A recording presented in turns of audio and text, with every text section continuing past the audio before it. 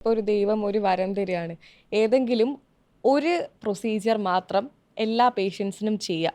ആളുകളുടെ മുഖസൗന്ദര്യം കൂട്ടാൻ വേണ്ടിയിട്ട് ഡോക്ടർ ചൂസ് ചെയ്യുന്ന ഒരു പ്രൊസീജിയർ എന്തായിരിക്കും?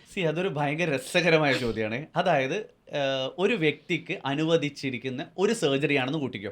എനിക്ക് വേറെ ഒരു സർജറിയും വേണ്ട, ദൈവമേ എനിക്ക് ഒരു സർജറി മാത്രമേ ഞാൻ ചെയ്യാൻ ആഗ്രഹിക്കുന്നുള്ളൂ എന്നുള്ളതാണെങ്കിൽ ഞാൻ എല്ലാവരോടും പറയും. ഒരു പ്രായം കഴിഞ്ഞവരോടാണ് ഞാൻ പറയുന്നത്, 40 കഴിഞ്ഞവരോടൊക്കെ പറയുന്നത്, ഒരു സർജറിയാണ് നിങ്ങൾക്ക് അനുവദിച്ചിരിക്കുന്നത്, അത് കണ്ണിന്റെ സർജറിയാണ്, ബ്ലെഫറോപ്ലാസ്റ്റി. ഓക്കെ.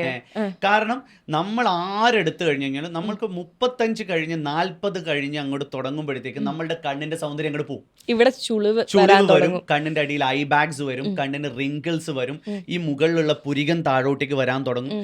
അപ്പം ബാക്കിയൊക്കെ നല്ലതായിരിക്കും. ഇപ്പൊ നല്ല ലൈഫ് സ്റ്റൈലാണ്, നല്ല ജിമ്മിൽ പോകുന്നുണ്ട്, എല്ലാം വർക്കൗട്ട് ചെയ്യുന്നുണ്ട്, മുഖമൊക്കെ നല്ല അടിപൊളിയായിരിക്കും. പക്ഷെ കണ്ണ് കയ്യിൽ നിന്ന് പോകും. കണ്ണ് പ്രായം ഇനി നിങ്ങൾ ദൈവം തമ്പുരാൻ വിചാരിച്ചാലും കണ്ണിന്റെ പ്രായം കുറയ്ക്കാൻ പറ്റില്ല. സോ ഒരു വ്യക്തിക്ക് അനുവദിച്ചിരിക്കുന്ന ഒരു സർജറി ആണ് എന്നുള്ളതാണെങ്കിൽ ഞാൻ ആവശ്യപ്പെടും എല്ലാവരും ബ്ലെഫറോപ്ലാസ്റ്റി ചെയ്യണം എന്നുള്ളതാണ്. ബാക്കിയൊക്കെ നമുക്ക് ആർഭാടമാണ്, പക്ഷെ ബ്ലെഫറോപ്ലാസ്റ്റി ഈസ് എ നെസസിറ്റി. രണ്ടാമത് അതേപോലത്തെ ഒരു സർജറി ചോദിക്കുകയാണെങ്കിൽ ഹെയർ ട്രാൻസ്പ്ലാന്റ് ചെയ്യാൻ മുടി ഉണ്ടെങ്കിൽ ഹെയർ ട്രാൻസ്പ്ലാന്റും ഒരു വളരെ ആവശ്യമായ ഒരു സർജറി. അതും ഒരിക്കലും ഒരു ആർഭാടമല്ല, അതൊരു നെസസിറ്റിയാണ്.